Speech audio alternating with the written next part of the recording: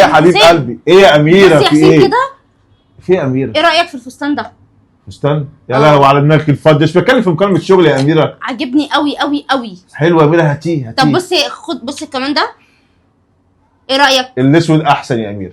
طب وفي ده كمان. لا الاسود، انا عاجبني الاسود. يلا يلا خدي فلوس عندك من درج وهاتيه هو اونلاين. ايه يا حسين السربان انت فيها دي؟ في يا اميره؟ يا مان ما بعرفش افرجك على حاجه. انا بقول لك هاتي اللي انت عايزاه يا اميره. طب ماشي اشرب بقى العصير يلا. حاضر. طب اخلص بس الايميل ده خليك انت كده طول النهار كده مشغول عني. طب الناس على التليفون عيب. ماشي يلا. ايه يا حبيبي عامل ايه؟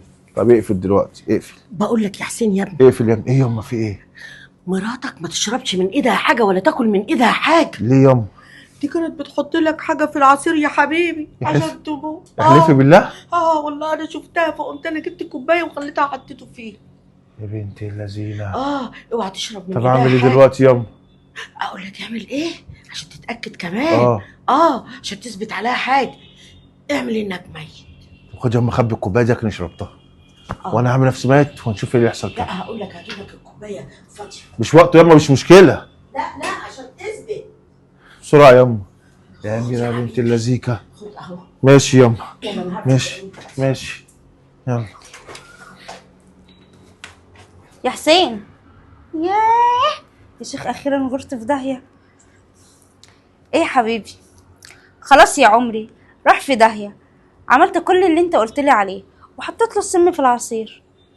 طبعا يا حبيبي هو يروح من هنا وانا وانت ناخد الفلوس ونعيش انا وانت بقى ونبقى ايه اغنياء قوي قوي قوي. يا حبيبي سيبك من اي حاجه تاني. انا لو عليا مش حابه انت تشتغل. خليه عاطل بقى. خليه عاطل. خلي الباشا عاطل. وانا القفا اخدت فلوسه. ربنا يبارك لك ياما، والله ربنا يخليكي ياما. انت مش شربت العصير؟